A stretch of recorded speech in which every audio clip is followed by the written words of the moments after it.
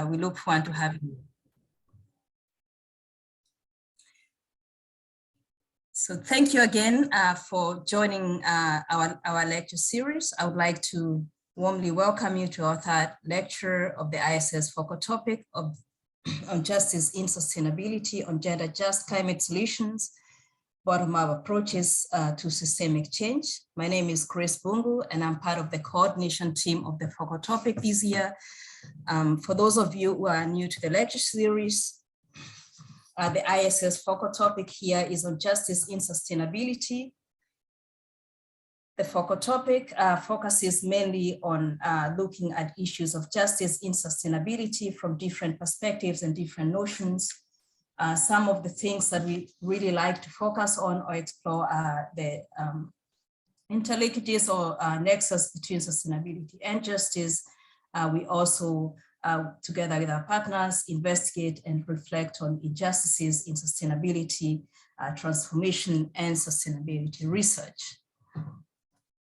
Our next lecture series will take place on April the 28th with Professor Leah Temper of the Autonomous University of Barcelona.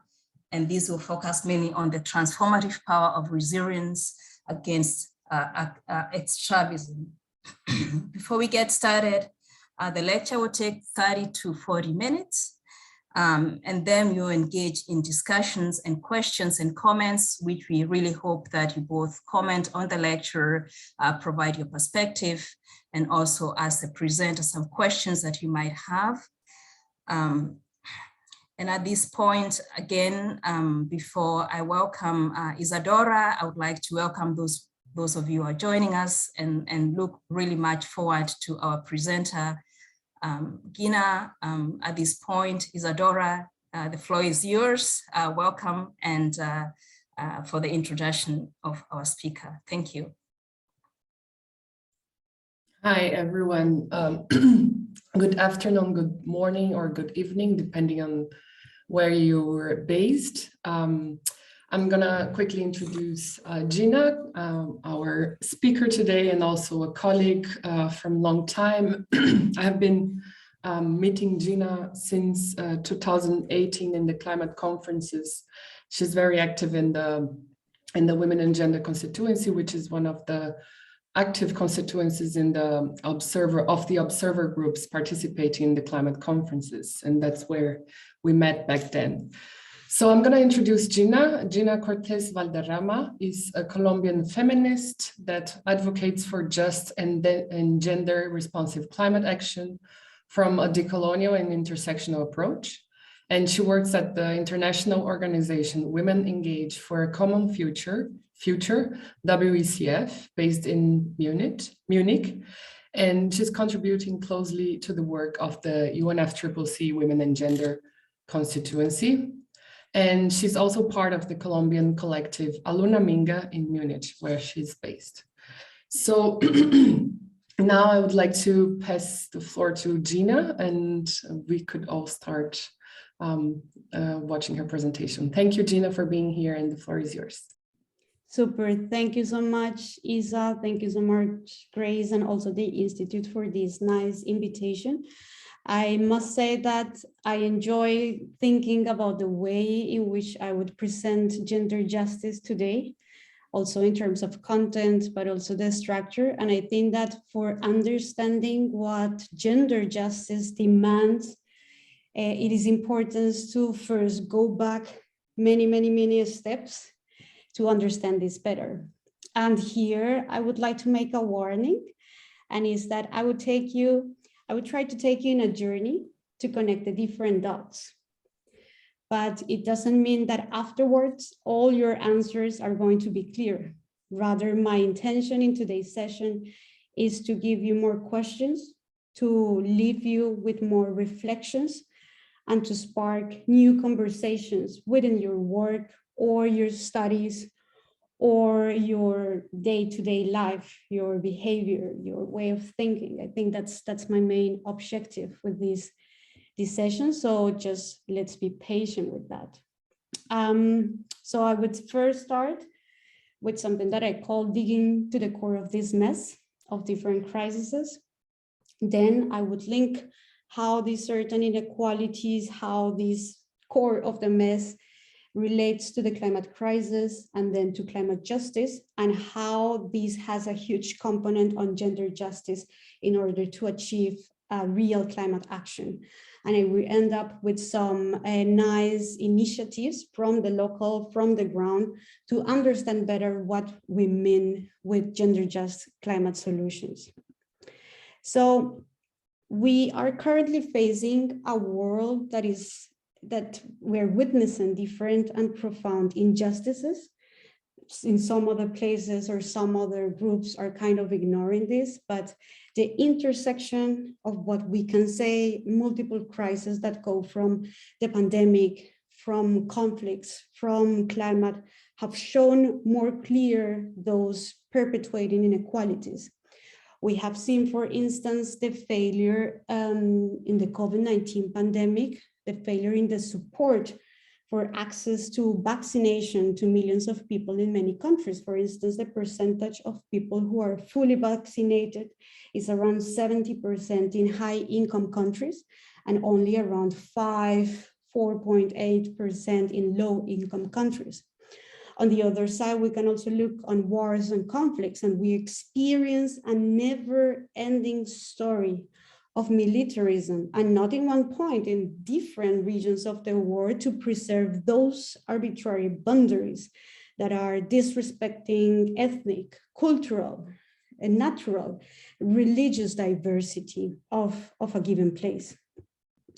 And we have seen as well in many regions, and here I bring the case of Latin America, multiple protests, where you see a diversity of groups coming together.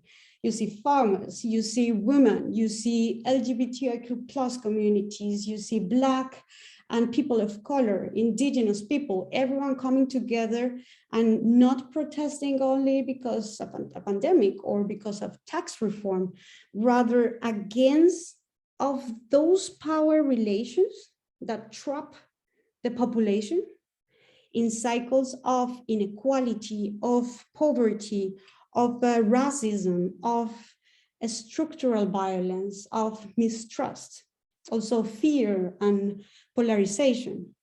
And we have seen similar trends against protest against the depredation of ecosystem, of natures. And we could see all these crises and think that they are part of one big crisis and political crisis, or we could think about a social crisis. But at the end of the story, all these grow in the same pot. Yeah, these are rooted under the same system of power, of exploitation, of violence that is perpetuating different forms of discriminations. And these inequalities, these intersecting forms of oppressions, respond to a colonial history. Colonialism has imposed an elitist hierarchy of me on top of somebody, yeah? So it's kind of this conception of the other, of me different to the other, different in nationality, in the language, academic level, skin color, and how this difference then makes a difference in the rights that I can enjoy, the rights that other ones deserve. This same colonial history has predefined kind of a color palette ranging from white to black, passing through multiple spectrums of brown just to measure a scale of discrimination. It has established a heteronormativity that is deciding about our relationships, our body, our freedom to feel others. It has set really, it has drawn imaginary borders with a ruler, yeah, to limit our mobility, to limit our access to certain resources, to certain spaces of participations, or even to restrict which job you can have, or just to have access to a vaccination to save your life because you are not part of this country or the other. So colonialism has shaped behaviors, has shaped structures, imaginaries, conceptions that are still very present and linked to different inequalities that we're still experiencing.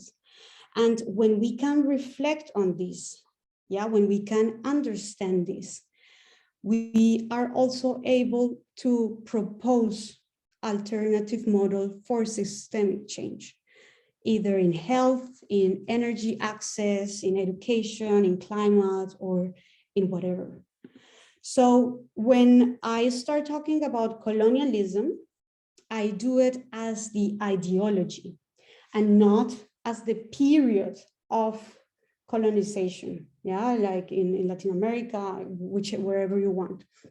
So colonialism as an ideology that has shaped the notion of development or the notion of progress, prosperity, and it has established kind of a monocultural form of domination. I mean, if you think about ecosystems, monocultives are not good. Why should just a one way of thinking should be also diverse and productive? So colonialism has given a free way for the exploitation of our territories in different ways to preserve this concept of development. No? Therefore, it has also defined what do we need and how do we produce, how do we consume. It has established a commodification of our bodies, meaning that we have taken that human component, and turn it into objects of economic desire in the market. That can go from slavery, from female reproduction, oppressive labor practices, child slavery, different types of, that also has this power relationship there. Also, colonialism has determined certain roles that are linked to a biological sex or to skin color. So if you think about this conception, or this racial classification that colonialism gave to the population, and also the biological division of labor, it also meant a differentiation of who can be paid or what is considered labor and the non-wage labor. And from there, you have different layers of undervaluing different elements. It has also undermined cultural traditions, identities, also repress cultural forms of knowledge. And I think that maybe that's not a topic here, but we can think about what do we consider as a true fact, as the true, And when we think about that, then you start thinking about, what is scientific when it comes from a certain model from the academy, but kind of leaving aside a little bit the oral tradition, this tradition of the stories, of the storytelling in the communities. So all of these elements that we have seen here, it has impacted the most to countries located in the global south. And since colonization, the displacement of indigenous and Afro-descendant communities that has kind of taken the fundamental rights of the population, emphasizing gender inequalities, which have placed women and girls in all their diversity, kind of in a different or in a lower status, if you can tell it like that. Now, if we take those elements, and we look into the development process, a process founded on colonialism, those countries that today are classified as developed countries, which are mainly located in the global north, have made indiscriminate use of the natural resources, and mainly through extractivism or agro-industries or monocultures to profit from these economies. So this human society model, these concepts or these behaviors, mindset, actions, is contributing and is causing as well climate change, has an effect on climate change, Climate change has been fueled by this continuation of colonial, extractive, violent actions, ideologies. And these understanding of me and the other who deserves right, this hierarchy defines also whose territory is more valuable, whose life and whose livelihoods are to preserve. Here I bring a quote from the IPCC. The IPCC is the Intergovernmental Panel for Climate Change, and what that means kind of a big group of scientists, academics, everyone kind of, also some advocates and activists had contributed there, but it's a big group that look for all the different research papers, reports, but we are talking about thousands, yeah?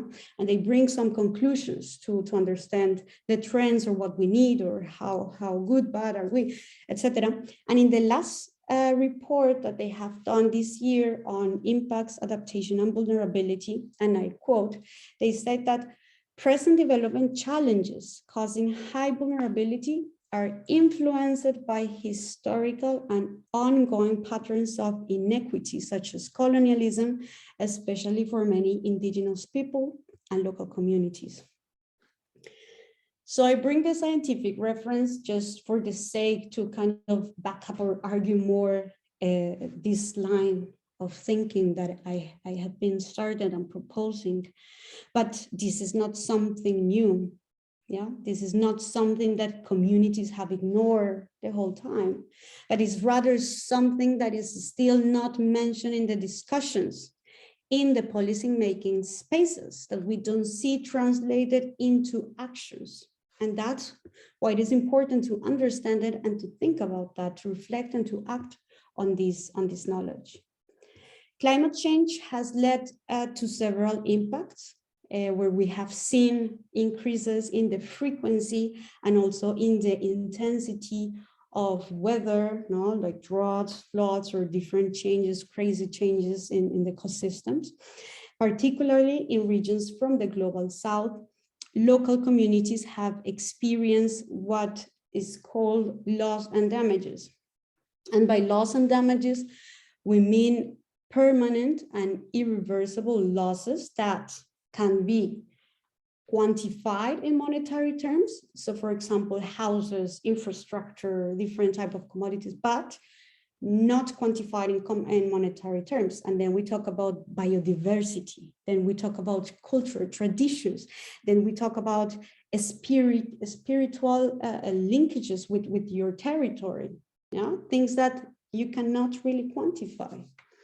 So climate change is kind of making us all crazy. Yeah, it's reshaping processes that happen in the ecosystem. It's telling us that we need to stop the way that we are producing, the way we are consuming. Yeah, it's making us anxious, it's making us depressed. Climate change is categorized as one of the most pressing challenges of today's world. And climate change is kind of also giving us a slap in the face to see if we understand that this is not going anywhere, if we do not rethink what we value, what we respect, if our actions are not frame based or do not have like a framework on human rights, if we do not we need to prioritize the right to live in a safe, in a clean, and in a healthy environment. And this should be over profits, over egos, over different notions of power. In the frame of all the different causing factors of climate change, of this climate crisis, we can see different forms of neocolonial projects that are causing a violent appropriation and displacement of the local communities, mainly Afro and indigenous local territories. And it has been those territories and those communities suffering the greatest impacts, the ones that have actually contributed the least to the environmental degradation of climate change. And this is a central argument of climate justice. The colonial history means a historical and a moral responsibility where reparations are needed. Countries need to be accountant for the historical responsibilities, for the wrongs that have been done. Yeah, and here I want to stress the point that it's not about a charity. It's not that we frame now this work as aid. I do believe in the value of solidarity, and I think that that's something really needed nowadays in our society. But I think that we need to have solidarity and also have responsibility. If you look, for example, in a map, I didn't bring the map here, but if you can just look for it, and you see greenhouse gas emissions in a map in the country, you're going to see maybe circles defining how much, depending on how pollutant countries have been. And you can see big points, big circles in the US, you can see them in Germany, you can see them in China, you can see them mainly in the northern sphere. In the southern, you see one, Brazil, you see Australia, but it has been mainly there. In 1992, when people started thinking about, oh, we need to do something with the emissions, pollution, blah, they got together, countries and civil society, many people got together, and the Convention for Climate Change under the United Nations was formed. And in this moment, it was also acknowledged that countries, governments should act under the principle of common but differentiated responsibilities. Yeah, we have common responsibilities, we have done, but it's different among the developing and developed countries when it comes to address climate change. So the climate justice kind of relates these different elements that I have been mentioning here. And that's how climate justice then starts or emerges as a concept, as a movement. It has also given a place or like a space for new generations to talk about and to question the intergenerational injustice of climate change. Because also if we think about it from this point of view, it has been past generations the ones causing these pollutions, this crisis, and now is youth the one that has to deal with that has to come with solutions, that has to answer to that. So I think it's also really interesting. Climate justice also considers the legacy of colonialism in developing national, regional, local actions, strategies, roadmaps. So that's why the aim of climate justice is also to reshape the course of climate action with real benefits that are addressing those inequalities and that are aiming to guarantee human rights.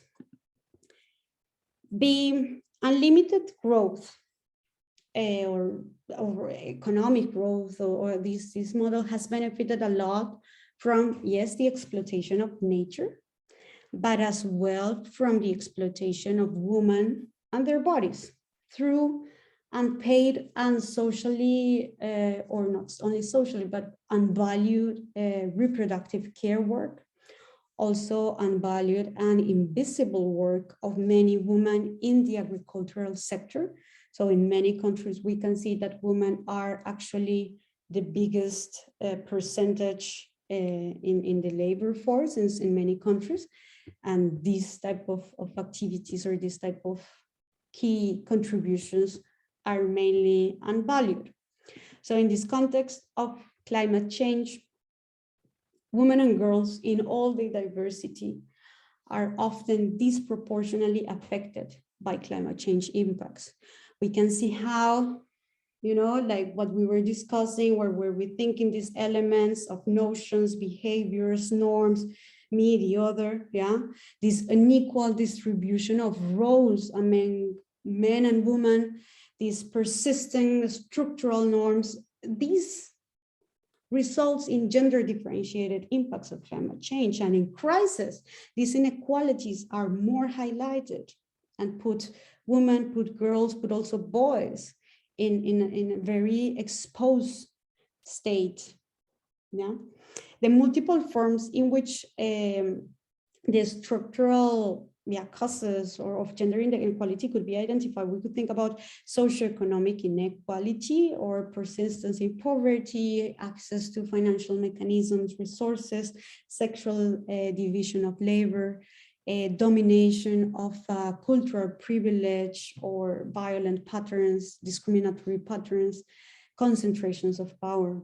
And an example on the gender differentiated impacts of climate change. We can think about different sectors. We could think about an example in energy and agriculture and water.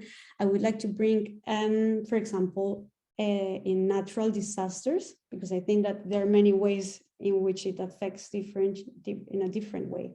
So in certain regions of the world, some activities, like for example, swimming or climbing trees, are generally only seen good for boys or are not allowed for girls.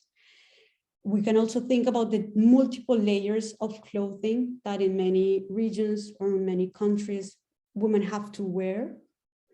We can also think about cultural norms, such as the fact that in some countries, women are not allowed to leave their homes without the companion of a male person, of a male counterpart.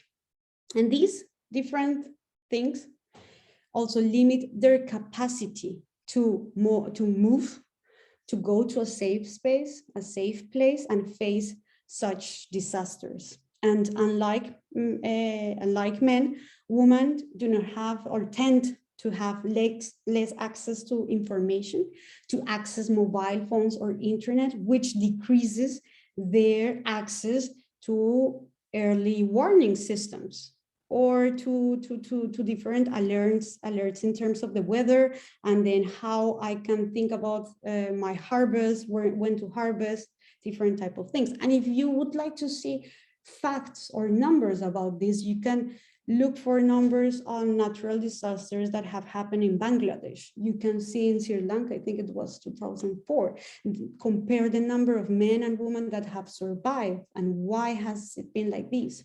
In different countries, like in Philippines, Colombia, Brazil, among many others, rural, indigenous, and Afro-descendant women have led historical fights for the defense of their territory, resisting against extractivist activities and against violent forms or how their bodies go to these markets, yeah?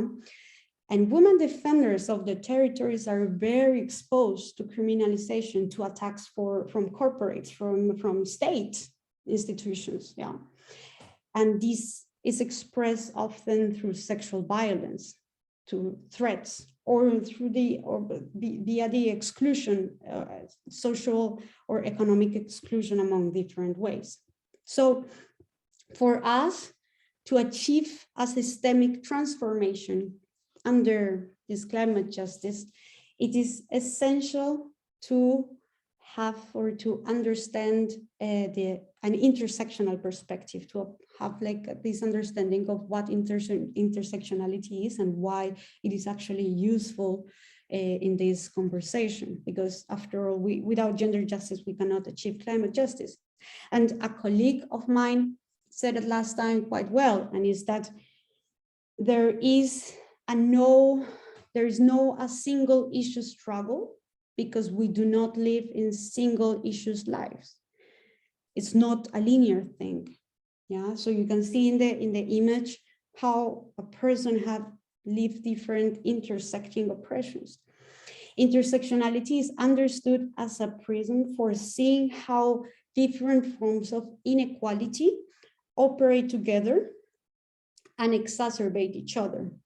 It's a tool for us to understand how these intersections are contributing to discriminatory experiences on gender, on the notion of race, nationality, abilities or disabilities, academic level, yeah? So when we map all these, we can understand the opportunities that people have in life, also why people are more advantaged and disadvantaged than others. And with this, understanding this, we can also propose new alternatives, yeah, new solutions for the people.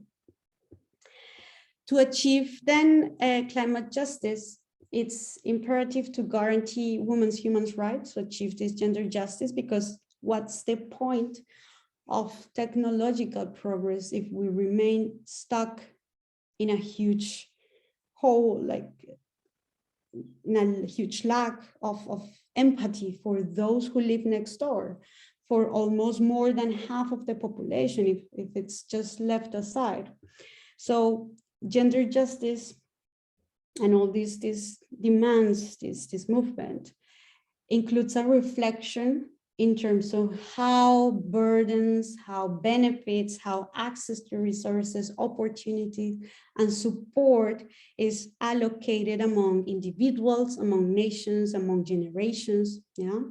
How justice is also reflected, for example, in who is really deciding, who is participating in decision-making processes. And I think that we need, yes, gender parity, but it's not only a matter of putting a woman to heat up a seat. It's how this woman in this space is able to speak up, to defend these demands. Yeah, significant participation, fair, inclusive. Gender justice also advocates for human rights, a human rights-based approach in which women and girls in all the diversity can fully enjoy their rights, yeah, in which these structural norms, these inequalities are not anymore a barrier for women to contribute and to work together addressing climate change. Gender in climate national policies. I did not get into deepness into this topic, but if there are questions in terms of national policies, we can come to that at the end. I didn't want the conversation to be so technical. So how does it actually looks like? As here in the slide, you can see in most regions where there are climate change policies that consider gender, they inadequately address structural inequalities. And what does this actually mean? So this means that they lack a gender transformative approach that looks a little bit deeper on how we can shift, yeah, these behaviors, how we can really go through these roots of the problem. Yeah, it also lacks an inclusive governance to ask those questions in terms of equity. And also, if you analyze the latest or the updated national plans from countries to act for climate change, not because each country needs to bring new commitments, etc. This is an ongoing process. And if you look for these that are called national determined contributions, if you look for these and you go and analyze these, only 18% of those plans or of those policies include women as agents of change. And there is a prominent percentage that still portrays women as vulnerable, as marginalized. So we need to move also beyond the narrative of women as vulnerable, of just emphasizing it on how we can put her into the system, into this established system, yeah, because women are powerful agents of change and we're contributing in different ways. So I hope I still am on time. I take 10 minutes more maybe. So I would like to now go kind of the positive, changing on understanding what has been going on, why we need to make this understanding to come to the solutions. Yeah, because even though there is a greater impact of climate change in women, in girls, in all the diversities, this group have developed and are developing multiple strategies to cope, to mitigate, to adapt, to resist to these structures. These are approaches. There are many approaches that are not new. Many compile or gather ancestral knowledge, traditions. Others offer a new perspective that are kind of weaving alternative proposals from the community, from their context and their needs, understanding the multiple challenges in the territory. And such practices include solidarity economy, agroecology, land management to adapt to climate change, how to prevent crop losses, how to reduce workloads, understanding the time schedule of households, how to increase nutritional intake, how to improve water management for today and for tomorrow. So they're really contributing on improving many and having cross-cutting benefits. These solutions for a more sustainable future already exist. And they look as diverse, as beautiful, as smart as the woman that we are seeing here, which I have the honor to know and to work with. They promote women's democratic rights, and they contribute to different points of alternative ways of living, of transformative and systemic change. So I'm going to give quickly some examples. And if there's not much time, you can just let me know. The first one is an example from the Democratic Republic of Congo. The organization is called CEFLET, with an abbreviation of the French name. In the Democratic Republic of Congo, there is a massive problem, or a huge problem, in terms of deforestation, and indigenous women have been mainly in charge of farming or also of the activities of the forest. However, according to a study that the organization has done, 70% of women in the Democratic Republic of Congo do not have access to land and forest titles. And that also means that they have not been integrated into the forest management policies, that they cannot participate on that.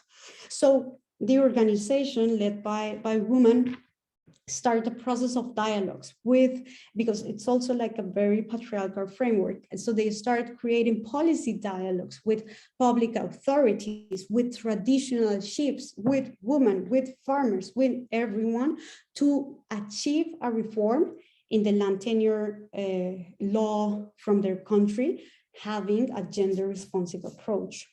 And they achieve to have a new land and forest legislation in 8 provinces that is contributing not only to give this formal right to the woman in terms of the titles, but also to fight against deforestation, because they are bringing new activities. They're bringing new ways of preserving the forest. Yeah? So it has been a beautiful and amazing project from this group. There is also an example in Colombia, where the organization Enda Colombia, together with the Colectivo Loma Verde, they have developed an urban, holistic concept in the south suburbs of Bogota. It integrates gardening, it integrates responsible consumption and also production. And what they have done is that they have achieved the formal recognition of women recyclers as environmental agents of change and public service providers, because they understood before, when they start getting together, that women recyclers, waste pickers, they had multiple layers of discrimination, because they were women, because they were recyclers, they did this job in a country which we have a context of classism, elitism, etc. If you were from a region, a rural area, if you were a person of color, black, blah, blah, blah, yeah? And to understand how the role of this woman is so important for sustainability was amazing. They also started some dialogues with the local authorities, and they not only gained this recognition, but this recognition means also the formality of the job, the recognition of the work, and as standardized prices for the material that they were collecting. And additionally to that, they understood that these women, due to all these layers of discriminations, were not able to access normal financing institutions like banking. So they get together and they did their own savings and lending initiative, run by women and for women from the collective, from collectives from around, where they manage and they kind of do, you can pay something, then you can take out depending on this. It's amazing project. And it's super nice because they also understand that in some periods, due to the care work that women do at home, sometimes they face certain difficulties. Sometimes they need more time because they are not able, they have not been able to go outside to earn some money that depends on informal economic activities, and therefore they are not able to pay back, or things that they understand this. They have a mechanism to not just kill the person if you don't pay back for that. And I think that's just amazing. It's amazing. And my last point, or the last example that I want to bring is Cameroon Gender and Environmental Watch, CAMU. It's in Cameroon. This organization has also done a huge work throughout the years to engaging indigenous women in different reforestation and organic farming activities, preventing soil erosion and bushfires. So they have formed different groups, solidarity groups, to provide education to more than 50,000 women for agroforestry practices, and women, part of the women that are part of these groups, receive also counseling, because many of them are young victims of domestic violence, of sexual violence, and it's a beautiful process. And it's also a process in a setting of conflict. So they also integrate this part of peace building. They have also achieved to bring new voices into forest institutions, where many of them have been also follow a path in advocacy, in leadership, and they have been training themselves in different practices. So I think it's a very nice initiative. And to end up, so before we end up, I invite you really to dive or to connect the people. I am just kind of bringing these examples, but I'm not at all the one doing this work. So if you want to understand better their challenges, their solutions, everything, I invite you to go to their websites, to their social media, look their videos, engage in their events, talk to them, yeah?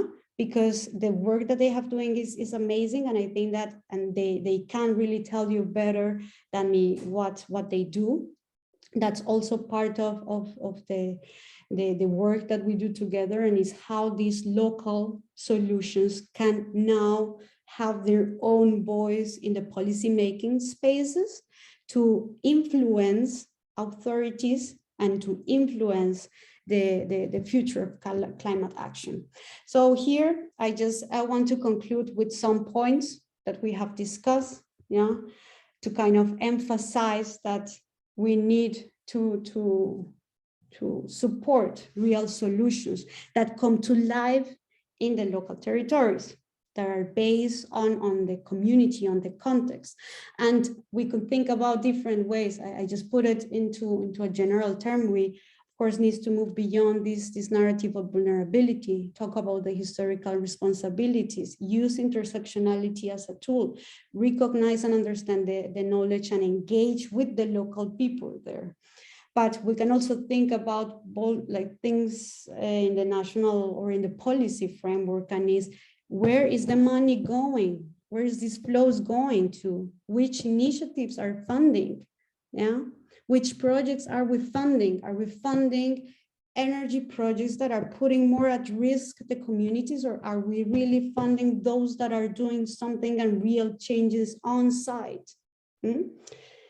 Also, this is a call to understand and analyze, always promote, because we might be people from the academy, from policymakers, practitioners, so always try to have disaggregated data, information, how this is affecting different groups in differentiated ways, because if we understand this better, then we can bring better solutions and advocate for these different rights. So I think I'm going to end up here. I'm not so sure about the time.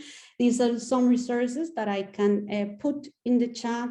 These are very nice resources. In the first one, you can find the publication where you can find more information and the contact details of some of the solutions that I have exemplified and bring today, but there are many, many others in different regions, in different areas.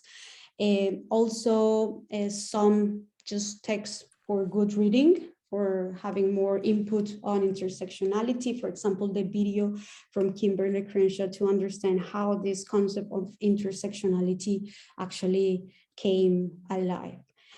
Yeah, and I think that's also many thanks for listening. I hope it hasn't been super dry and technical, and yeah, happy to have a discussion. Yeah, back to you, Grace. Thank you so much, Gina. This has been extraordinary, and I'm pretty sure that people are excited and ready to begin with the questions. I just want to thank you for bringing all these very complex issues into presenting them in such an easy way for people to really understand. I really think that just the way you invited us to reflect on all these issues that you're going to present today, and also to start a new conversation about how we approach gender justice and climate justice, and maybe even to begin strongly thinking about how can we really achieve climate justice if we don't achieve justice for over half of the world population. So this is for me, also as someone who is really interested in climate justice and gender justice, a really different way of presenting the material, and also inviting people who are not so much aware of what's going on in terms of gender justice in other parts of the world, the history of gender justice, colonialism and extractivism, how all these small but very complex issues really touch on each other. At this point, I would like to welcome you to ask questions, also engage in discussions, comments. You're welcome to write your questions on the chat, but we also really invite you to raise your hand and to engage, not just as asking questions, but if you have examples to also highlight, you're welcome to present those as well. Feel free, this is an open discussion, and we look forward to hearing from you. So again, we would like to welcome all of you from every part of the world that you're connecting. I see that we have people from India, from the Netherlands, from the United States, from many countries in Africa, and also in Germany. So if it's good morning to you, a very good morning, good afternoon, and good evening. And I would like now to open the discussion to everyone.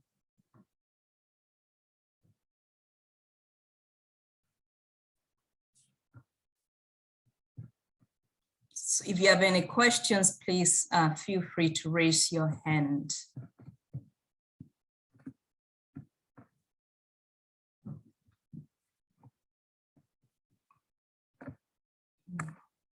Yes, Enrique, please go ahead. Thank you, Grace.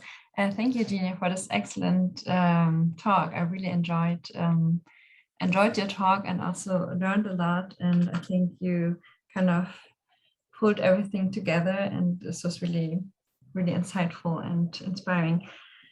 I have a question because during your talk, I was really wondering about the solutions part and how can we tackle all those structural inequalities, and also how do we engage with this colonialist legacy or ideology, as you said. And when you presented your solutions, you presented the local solutions to this to all those problems, so to say. And I was wondering how they would link up to,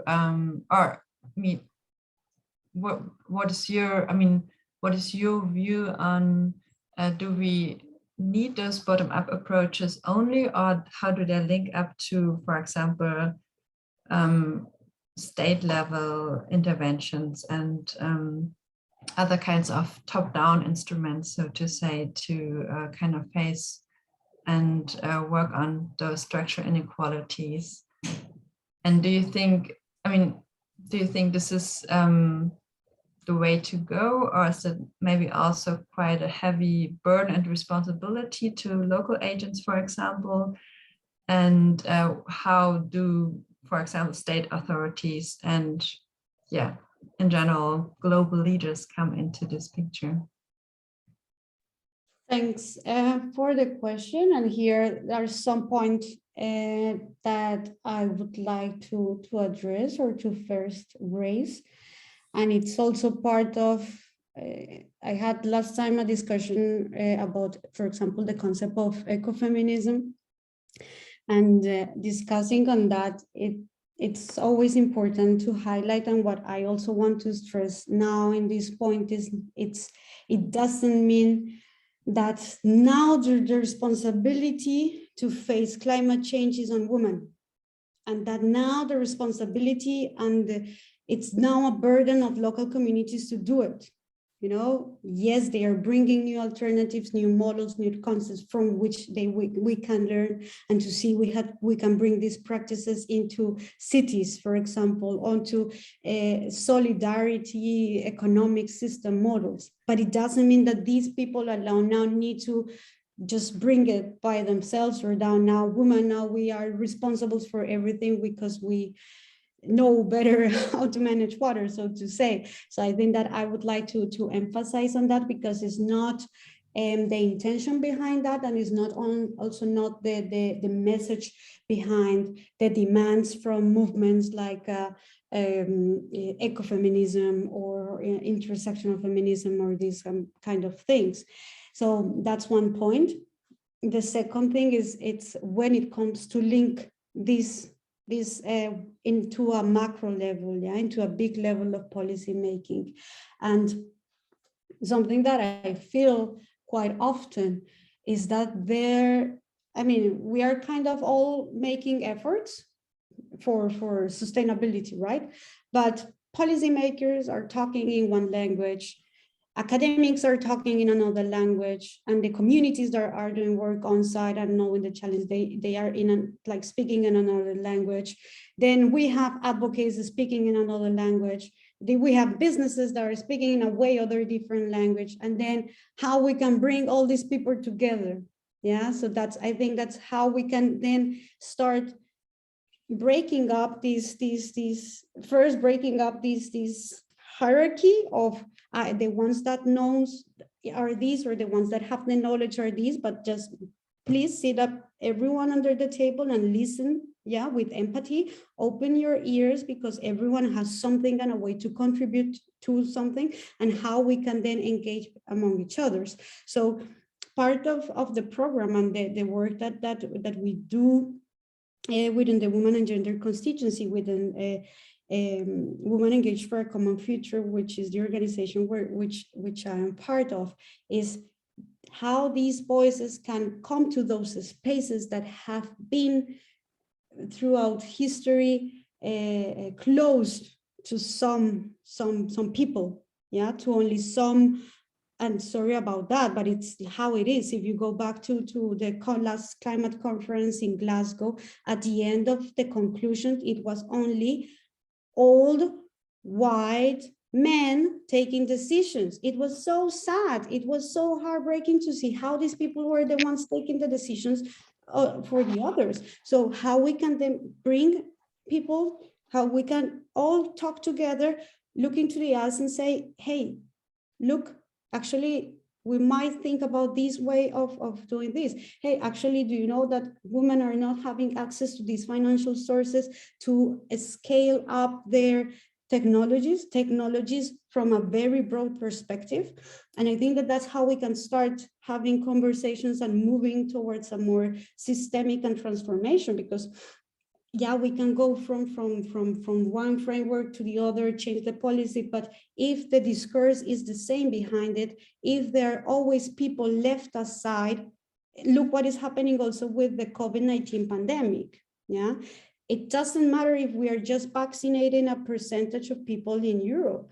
Yeah, what happens if a whole continent is not having that access? This is a never-ending story, and the same is with discrimination, the same is with racism, the same is with classism, the same is with so many types of discrimination. So it's how we put this also not only into paper, but into actions. Yeah, how we integrate these things more actively in the discussions, and not just only make nice discourses about it, but really understand this. Thank you very much, Gina and Enrique, for this for raising the question. There is a comment on the chat now, precisely how can we bring all these different people together? This is the ultimate challenge. So Christy from WECF Netherlands, would you like to briefly give us some ideas, maybe some comments, your contributions on how you see us moving this challenge into a positive direction? Christy, the floor is yours.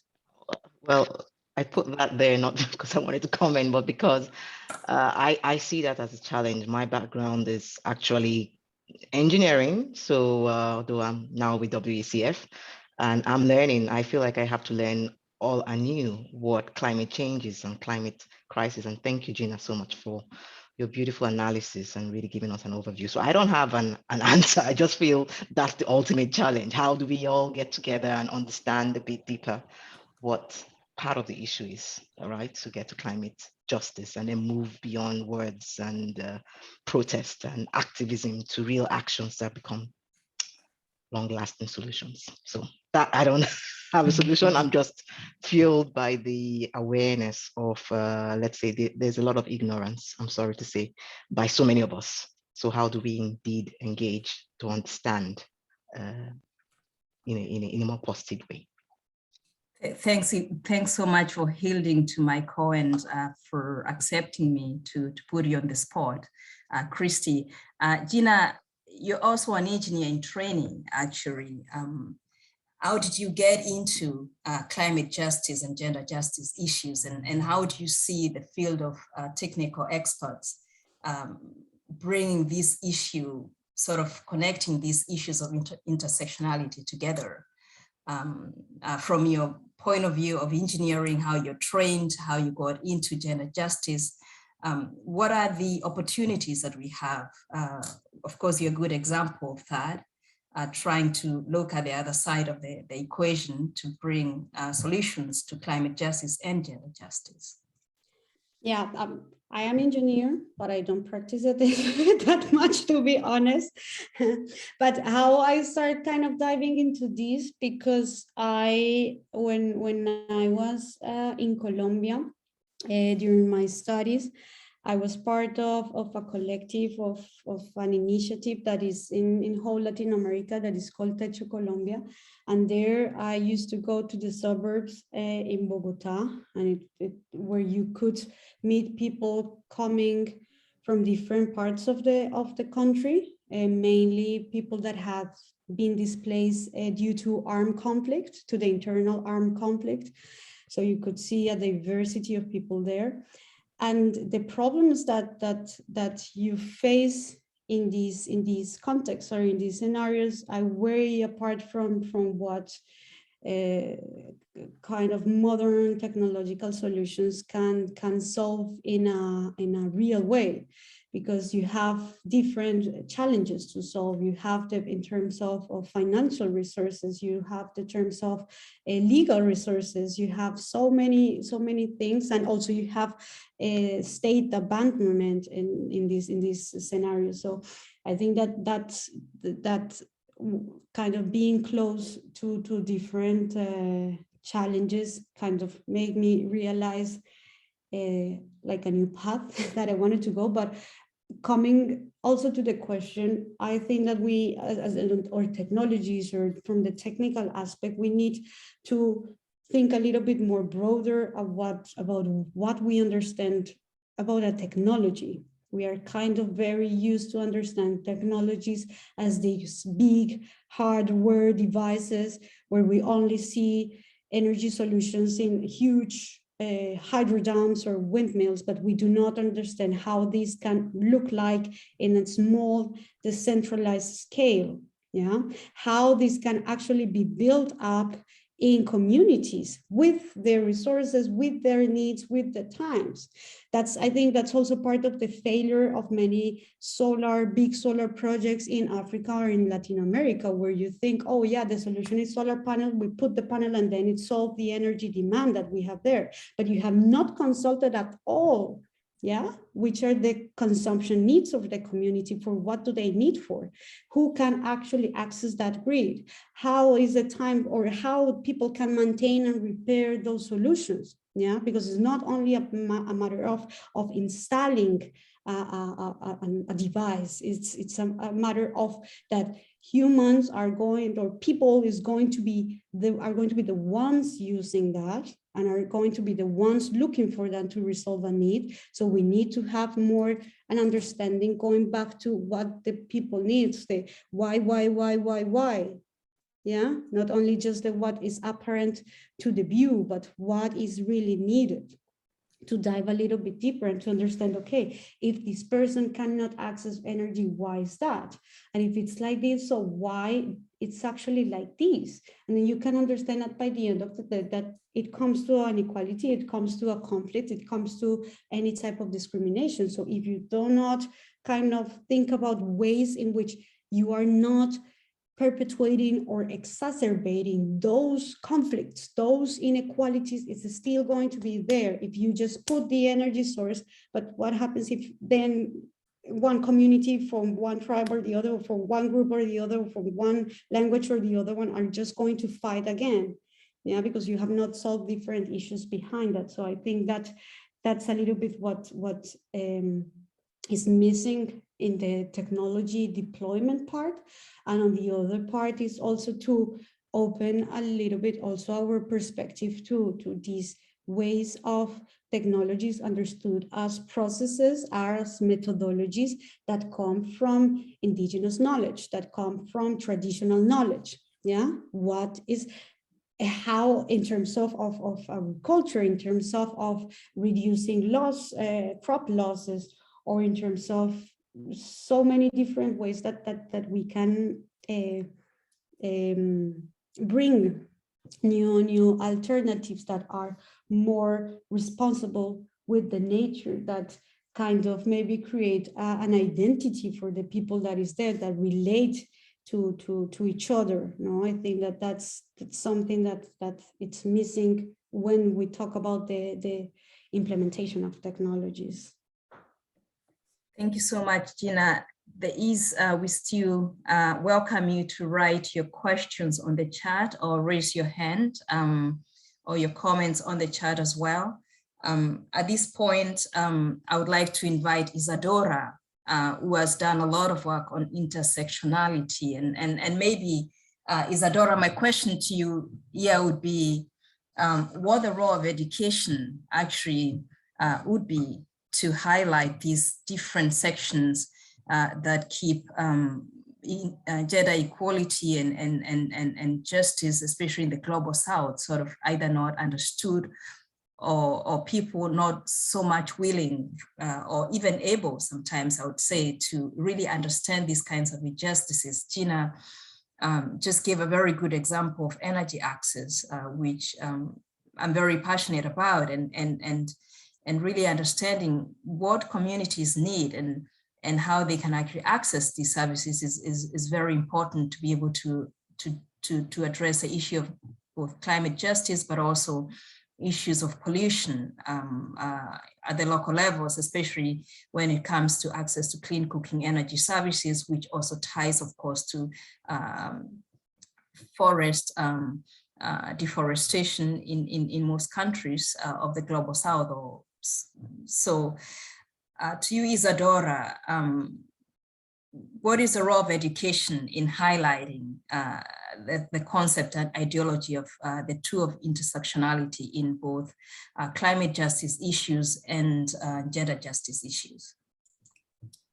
Yeah, thank you, Grace, for the question. I think, well, speaking from my experience, having grown up in Brazil, and having done most of my formal education there, and then studying in Europe, I did my master's in Europe, and I still do research here in Germany. I believe one thing is connected to what Gina said also, like the colonial ideology is something that still prevails nowadays, not only in the mindsets of everyone, but, and I think this comes a lot from cultural practice, but also from the education that we get.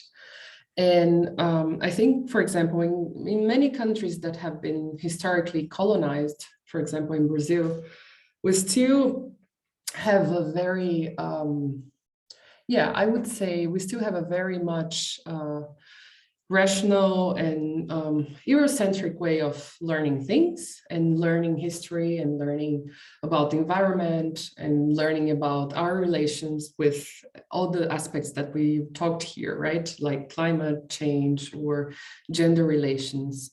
And I think one challenge is indeed to think education like as a means to liberate oneself. And that would be to make education like for us to like learn things in a way that is contextual, so that it makes sense to our context, and critical, of course, to the history, for example, that we learn. We normally don't learn, and again, I'm speaking from my experience, and not only my experience, but knowing the experience of friends and family in my home country, how we do learn history, we do learn about plants, we do learn about animals in school and in higher education levels, but not necessarily from a very critical perspective. I only got to know about this, this more critical takes when I accessed higher education, like when I started my bachelor's and then my master's. And even so, it was like not so spread out. It was something that I had to look for, and so it's still something that that it's not like mainstreamed in the way that we learn things, not only in the formal education, like in schools, but in other ways of learning about topics, right? So I think we have a lot of challenges to make, because again, I wanted to make a comment about the lecture and the issue of coloniality as an ideology that we still reproduce in our daily lives. Not only, thinking about this mentality or this ideology in terms of, the historical, what it was historically like in the relation between what we call today North and South, but how we still have this mentality in our own, if we're from the global South, for example, when we live in our in life, like wherever we are, we still reproduce those colonial mindsets and relations in our territories with each other. And so we say, for example, I mean, I've heard that in Brazil, in many parts of Brazil, we do have that, like the internal colonies there, we still like treat each other differently. We still see, for example, indigenous peoples not necessarily as humans. So people do have those like that common mentalities still in the country, or the policymakers still like think that way when they draw when they draw specific laws about which concern indigenous land or indigenous peoples. So it's something that is spread everywhere in all contexts, not only still in the way that it was it started. And I think it's a challenging question, but yeah, I would say the challenge would be to make education a more contextual and yeah, like in a way that it would make more sense for the people themselves, right? Who are learning about the topics, for example, making sense of the environment around them, about in terms also of the people around them, so they do not have to be always having the main reference from places or stories that they never encountered. I hope it makes sense. Maybe it's very abstract what I'm saying, but I'm thinking a lot about Paulo Freire, and I think that would be very much the reference that I have when I think about education, and especially decolonial education for people and for thinking about justice and liberation. Thank you very much, Isadora. We have a question from Irene, also a fellow at the Institute for Advanced Sustainability Studies, the ISS. Irene, the floor is yours. So thank you, Grace, and thank you, Gina, for your brilliant presentation. So I wanted to ask you, it's a kind of follow-up question to what Enrique asked you, because you showed us the bottom-up approaches to systemic change, and also because I'm more focused in my research on a more international level. I see that, for example, at the UNFCCC level, we have the Climate Change Gender Action Plan and the Lima Work Program on Gender, which are trying to strengthen gender-based policies and considerations into this climate change framework.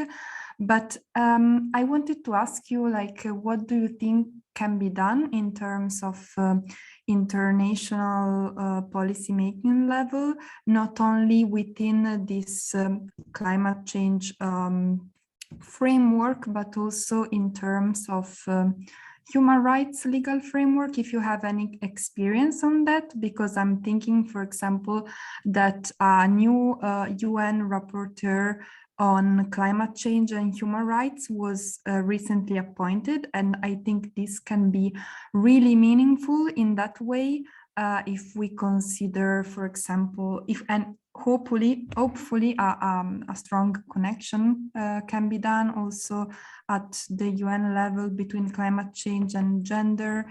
And so in these terms, I wanted to ask you, what do you think are the perspectives under this human rights framework, and if you see a possible advancement of this gender-related climate action also at the UN level, not only within the climate change framework. Thank you very much. Thank you very much for your comment. And I think that you bring to the table different aspects on the question on how, like, what can we demand apart from the gap, from the gender action plan, and what can happen in terms of human rights. So indeed, there is going to be this special rapporteur that I think it's going to be decided or selected in March or in April. I think it's going to be very soon. One of the two candidates is actually a woman. She's a Colombo Mexican. I forgot her name right now. And she's she has worked in the organization AIDA. She's a very, very, very nice, very smart person that has worked a lot with grassroots organizations. And of course, I think that this would be a huge achievement, if we can call it like that, in terms of human rights, and also in what we can now reflect in understanding the different challenges from regions like Latin America or like other regions in the world from the global south, and how these struggles can now have like being seen from other lens. So I definitely think that this is a big opportunity, as well as there has been last year. It was, I don't know which is the verb, because when you get into UN, you start thinking about the verb, it's ratified, or if it was, but there's a new right, like, I don't know how to say that, a new right, but it's the right to a safe, clean, and healthy environment. It has been stated as a right. And why is this thing so important? Because I'm not a legal person, I really not, but there are not so many legal frameworks when you can just hook or hang to demand for something directly to governments. Yeah, even though it can be very apparent or it can be very evident, it is sometimes not in the policy making framework because it's not part of the language that the UNFCCC names, for example. Yeah, so for example, if we think about the impacts of climate change on Afro-descendant people, Afro-descendant is not a term that you're going to read in these policies, that you're not going to read there. Yeah, so even though it can be very evident, these type of advances in this policy making scenario are very important, and are very important to understand how we can use them as a tool, to bring new demands. So for example, you can also see other agreements like the Escazú agreement in the Latin American region, as a way to how we can then ensure how we can make these binding commitments somehow of countries to guarantee that, yeah, to make them accountable. Yeah, not because it's a very, everything within the UN is very kind of tricky or slow or bureaucratic. So I definitely think that these are going to be tools and are going to be resources that we can definitely use. What else is there, or which are also other demands? And here I can also really recommend you to go through one of the resources that I have shared at the end of the presentations. I can copy the links there, and is the key demands for COP26 done by the Women and Gender Constituency. That's for last year, but I think that reading and going throughout this text, you can see different demands in different points. So for example, when it comes to finance, yeah. And I didn't brought this topic here because it was not the time, but if you see how much spending has been going to military spending or to subsidies for fossil fuels is huge. It was in 2020, it was estimated, in military, it was estimated that for 2020, there was 1.9 trillion US dollars going to military. Yeah. And also in terms of fossil fuel, it was a lot. And countries could not jointly sum up 100 billions, which is kind of nothing for what we need to climate change. So another demand on there is how we can make this more responsible to gender. I think, and I think I have some colleagues here that can correct me in terms of the numbers, but I think that only it's a very tiny amount, 0.01% or 1% of the funding goes to feminist and climate change related organizations. That's nothing. Yeah, and to support this different type of solutions, a demand is we cannot just keep on thinking about loans, about credits that local indigenous women cannot access because they face different barriers, but how we can guarantee direct access in these funding mechanisms that come to support climate action in terms of grants, for example, yeah, how we can ensure this access and not just another credit, because otherwise it's not accessible. Also, we can think about just transition. Yeah, when we talk about just transition, and maybe Isa, you can also come to complement on this point. Yeah, but what is thought about just transition is not only to think about the male workers working in the carbon industry now, they need to be trained into the renewable energies. No, it's more, it integrates more. It's how we think about a care economy, yeah, how we think about these different aspects where women's work needs also to be valued, and how we also think about a more holistic transition, yeah, that understands what we have discussed before, because it's not there. No, care is not really understood as a work that is free, unvalued, and sustaining capitalism, yeah, and in a free way. So we need to think about that. Also, you could think about discussions on carbon markets, no?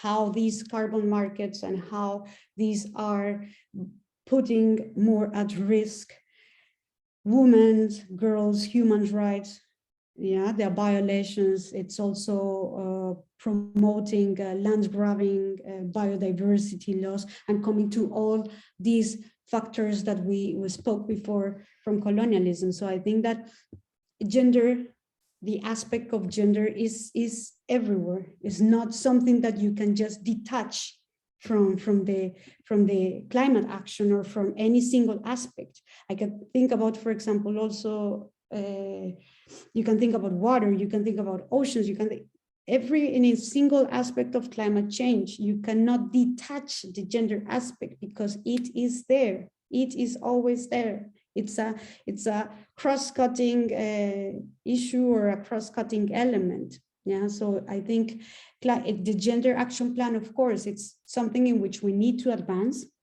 in which now in the following climate conference, it's going to be reviewed and it's going to be discussed, and it's important. But then we need to advocate on gender on the different ways, on sanitation, yeah, on collective women's land rights. Yeah, what about the land rights as well?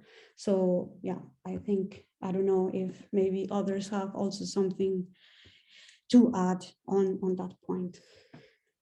Thank you so much, Gina, and thanks so much, Irene, for your question. And also you're doing very important work in trying to see how we can redefine and redesign human rights law to account for justices and injustices within the climate justice processes. We are moving towards COP27, Gina, and my question is, what is it? I mean, what is it that we don't see? I mean, it's maybe not a question just for you, and also maybe for our fellow men in the discussion.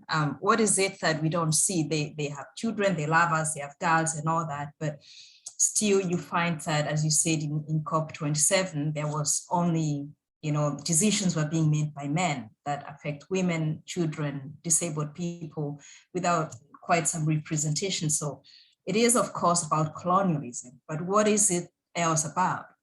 Can we find other root causes of these kinds of ideological and how we organize society, especially if we are to really achieve gender justice? How do we approach COP27 moving forward, and what demands, maybe put them as expectations, or even what is our role as a society to ensure that the COP27 in Egypt coming up towards the end of the year really is, as you said, a COP that addresses holistic just transitions. I think that those are very important questions. I think that I would let also others to think about other a root of the problem. On the point on COP27 and civil society or people, I think that we need to move together and stronger on certain demands, no, like to put always up from a human rights framework and an approach, and to I don't know, to acknowledge how society can also, I mean, let's think about consumption patterns, for instance. You know, you see now companies changing a lot the way that they are producing. So now you see jackets produced from recycled bottles of whatever. Now you see more restaurants having vegan options, you see, and that's also part of a demand from the society, you know, of a call of people. I think that we can do more pressure as citizens, as people, because I think that here we are not only advocates or policymakers or whatever, we are here also students, we are also here workers, we're family, we're everyone here, that we can also make maybe more pressure into these conversations that are happening there with concrete actions. I think that everyone in every single field, no matter what you are doing, you can always try to think about, I think that was the invitation of today, to reflect, how do I perceive things? How do I see these intersecting problems also having, or how do they see in my daily life, or how can I act to change that? How can I, yeah. But I think I leave others to reflect on that as well. Otherwise I get too existential as well. No, thank you so much. I mean, you invited us to reflect, and of course also to I would like to hear also what others think about the root causes. I mean, for me, it can be, it's not the perspective, but it can also be something else, no? Yes, from the audience, do we have someone who would like to give a quick comment? We still have 2 minutes. Just raise your hand and maybe respond or give a comment on.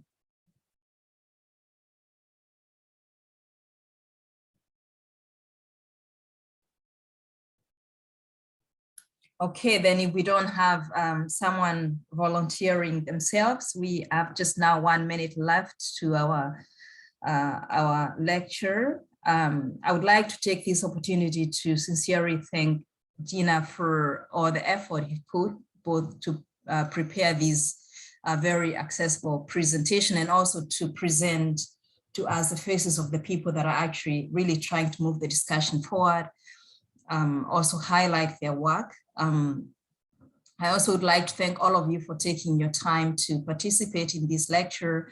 And again, would like to keep your attention to the upcoming lecture that is also going to take place on the 28th of April. Last but not least, I would like to also thank the ISS and the focal topic for bringing these issues into discussion, and also welcoming the public to participate both in the discussion and the questions. And for now, I would like to also wish everybody, wherever you are, a good morning, a good evening, and those that are going to dinner now, also enjoy your dinner with your loved ones. And we hope to see you again on April the 28th. So thank you very much. And let's all keep in touch and continue the conversation. Yeah, Bye-bye. thank you so much. Thank you so much for the conversation.